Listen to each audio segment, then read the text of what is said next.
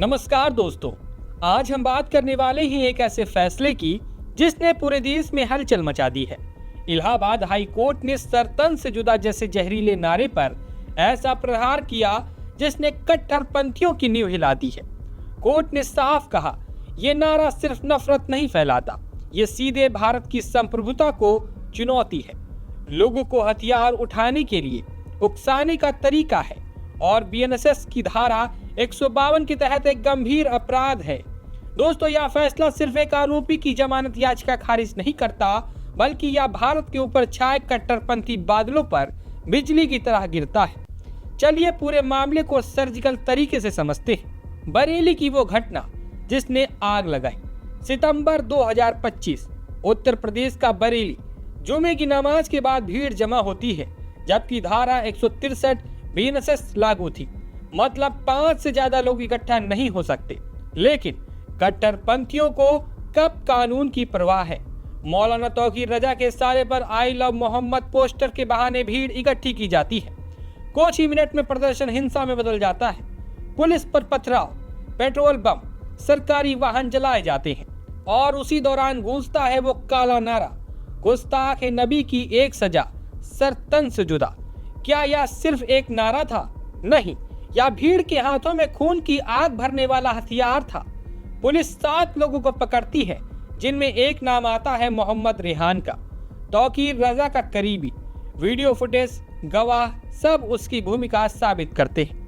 लेकिन जनाब न्यायालय पहुंचकर कहते हैं, मुझे फंसाया गया। 17 दिसंबर 2025, न्यायमूर्ति अरुण कुमार सिंह देसवाल की अदालत। फैसला साफ, सख्त और राष्ट्रहित में। कोर्ट कहता है, सर-तन से जुदा जैसा नारा सिर्फ धार्मिक भावनाएं भड़काने वाला नहीं, यह भारत की संप्रभुता और कानून की सत्ता को सीधी चुनौती है। यह सशस्त्र विद्रोह को बढ़ावा देता है। और सबसे बड़ा प्रहार, कोर्ट ने कहा कि इस नारे का इस्लाम या कुरान में कहीं कोई आधार नहीं है, यानी कट्टरपंथी इस्लाम का इस्तेमाल हथियार के रूप में कर रहे हैं। कोर्ट ने एक ऐतिहासिक संदर्भ दिया। एक महिला रोज पैगंबर पर कचरा फेंकती थी। पैगंबर ने कभी हिंसा नहीं की। जब वह बीमार हुई तो उन्होंने दवा भेजी। तो फिर उनके नाम पर सिर कलम की धमकी देने वाले कौन हैं? धर्म के रक्षक या धर्म के ठेकेदार? दोस्तों, भारत का संविधान अभिव्यक्ति की आजादी देता है, लेकिन क्या काट डालूंगा, सर उतार दूंगा जैसी धमकियां स्वतंत्रता है? नहीं, यह कानून के खिलाफ युद्ध है। बीएनएसएस की धारा 152 जो पुराने राजद्रोह कानून की जगह लाई गई हैं, ऐसे अपराधों को और कठोर बनाती हैं। इस फैसले से पुलिस को भी क्लियर मैसेज गया। हेट स्पीच या हिंसा के नारे के सामने जीरो टॉलरेंस। यह फैसला नुपुर शर्मा विवाद जैसे घटनाओं से जुड़ी देश भर की हिंसा पर भी एक मजबूत जवाब है। यह फैसला सिर्फ कोर्ट रूम की 4 दीवारी में नहीं रहेगा, यह मुस्लिम समुदाय के भीतर चल रही एक बहस को भी हवा देता है। कोर्ट ने कहा, इस्लाम शांति और क्षमा का धर्म है, हिंसा का नहीं।